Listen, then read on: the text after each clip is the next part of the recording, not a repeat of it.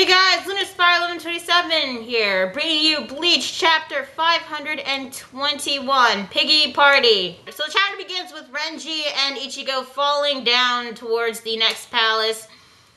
Yeah, the means of transportation in the Soul Palace is really dangerous. I mean, you just launch up to the sky and head towards wherever the hell you're going. I mean, what if you miss? What if you, fall down to your deaths?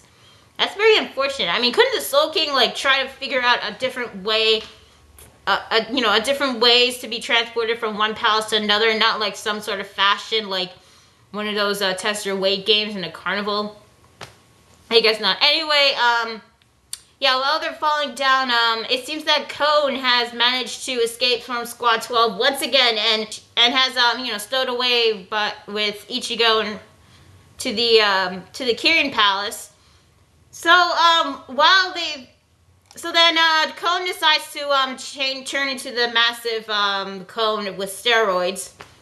Apparently he can do that by will right now, instead of on a remote control like Mayuri has done.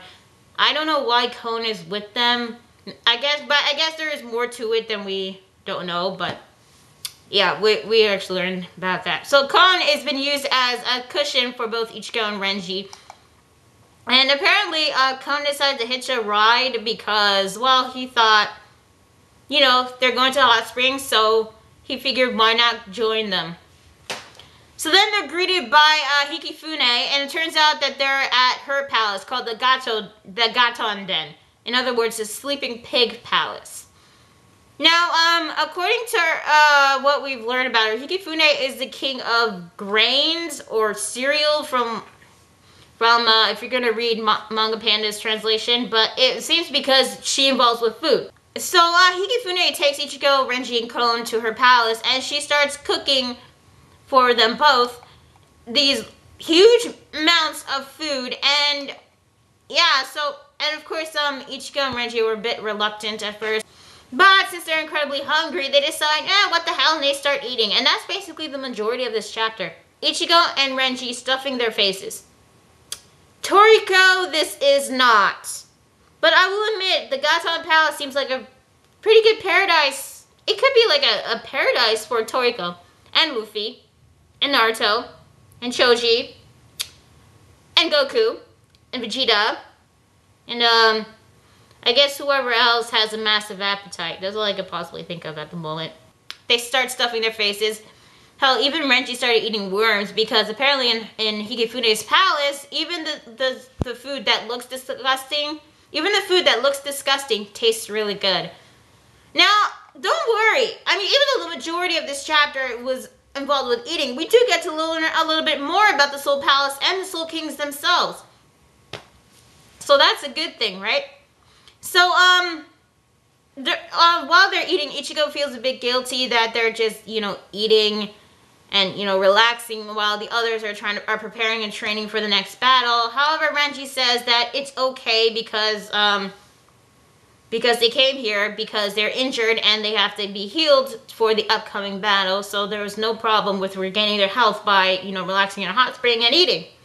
So Hikifune comes out, and all of a sudden she's gotten pretty thin, and she's carrying a massive spoon for some reason.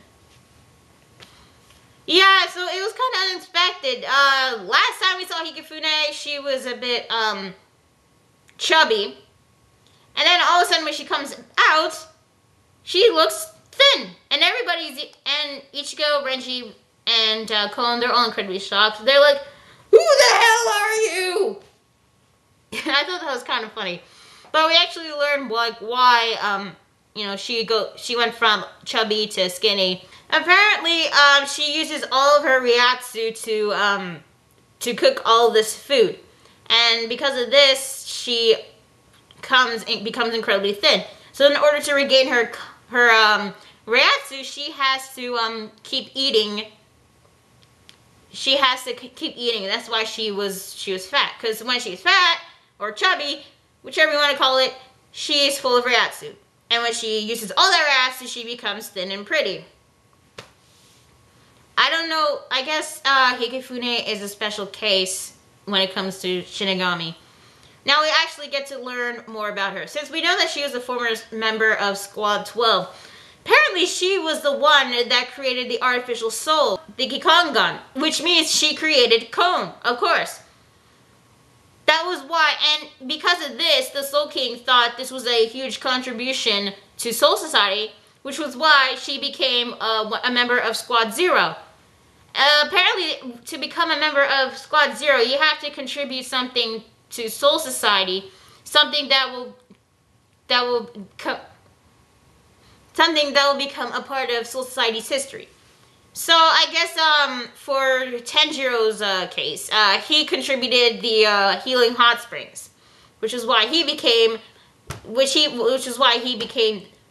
member of Squad 0. So Higefune's case was when she created the mod souls. So that was how she became a member of Squad 0. And we also learned about the third member, the one that hasn't been shown a lot, like what his name is and what has he contributed to Soul Society. But the other two, like Shutara and the bearded guy, I don't think we know his name. But they contributed something as well, which we'll probably learn later on. The food that they're eating, they contained Reiatsu, and since they lost Reiatsu during the battle, the food that they ate filled up their Reiatsu levels, and of course the Reiatsu even increased even further. So now that they're full of Reiatsu, Higefune's job is now done, and they're heading towards the next palace, which is called the Phoenix Palace. And we learned that the grinning guy, his name is Nimaya Oetsu. And what has he contributed? He was the one that gave birth to the Zanpakuto, and that's when the chapter ends. So, yeah, Bleach chapter 521. This was, honestly, this was kind of a quick read. Majority of the chapter was them eating. I want to say that not a lot of stuff did happen. We do get to learn a little bit more things, like how you become a member of Squad 0, what was Higefune's contribution, and at least we learned like where the next palace is and who that guy is, Nimaya.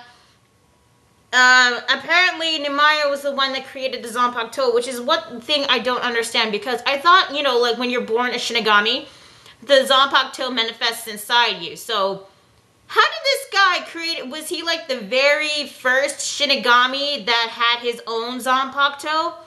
The very first Shinigami that had his own Zanpakuto manifested inside him and was the first person to awaken his Zanpakuto? Maybe that's what it means that he gave birth to the Zanpakuto. I'm not really sure. Because if he was the first person, then he must be really, really old. Older than Yamamoto.